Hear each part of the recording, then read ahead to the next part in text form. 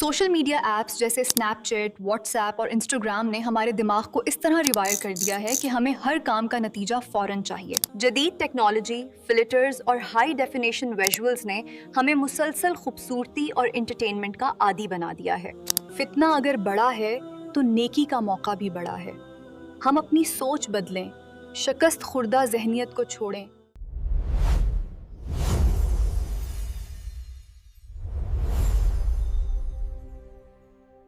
आज हम एक ऐसी हकीकत पर बात करने जा रहे हैं जो हम सबको अंदर से झंझोड़ देती है।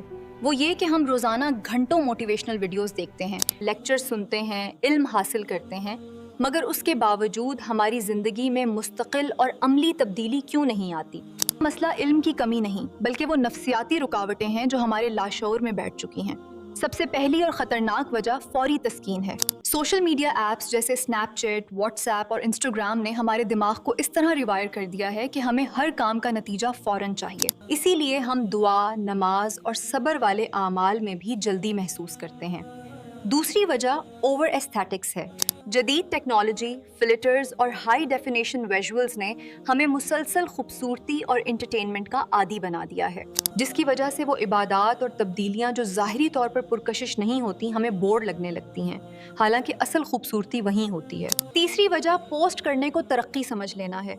आज की नस्ल अक्सर सीखने या किसी नेक काम के बारे में पोस्ट करके ये महसूस करती है कि उसने बड़ी कामयाबी हासिल कर ली, जबकि हकीकत में अमल ना होने के बराबर होता है और दिमाग को एक झूठी तसल्ली मिल जाती है। चौथी वजह कलील मुद्दती याददाश्त की कमजोरी है। हद से ज्यादा स्क्रीन टाइम और रील्स पर बेमकसद स्क्रोलिंग हमारे दिमाग के उस हिस्से को नुकसान पहुंचाती है जो मालूमात को महफूज रखता है।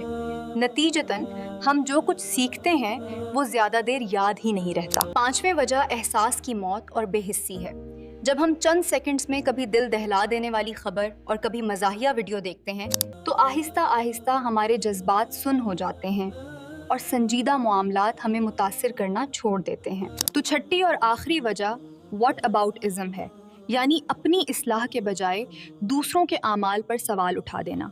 जबकि सहाबा किराम का तरीक़ा ये था कि हुक्म सुनते ही फ़ौरान अमल करते थे, बग़ैर किसी बहाने के। इन तमाम फितनों के बावजूद मायूस और नाउमीद नहीं होना चाहिए, बल्कि इंसान में तब्दीली की बेपुनाह सलाहियत है। फितना अगर बड़ा है तो नेकी का मौका भी बड़ा है।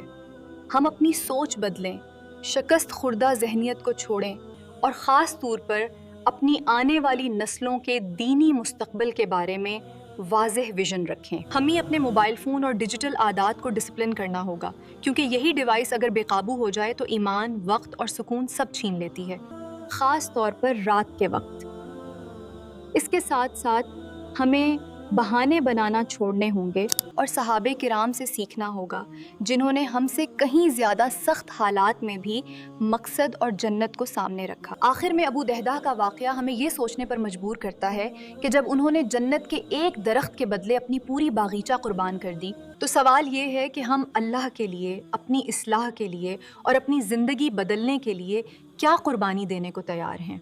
तब्दीली आसान नहीं मगर बेहद खूबसूरत है, और अगर नीयत खालिस हो तो अल्लाह की मदद के साथ ये तब्दीली नामुमकिन नहीं।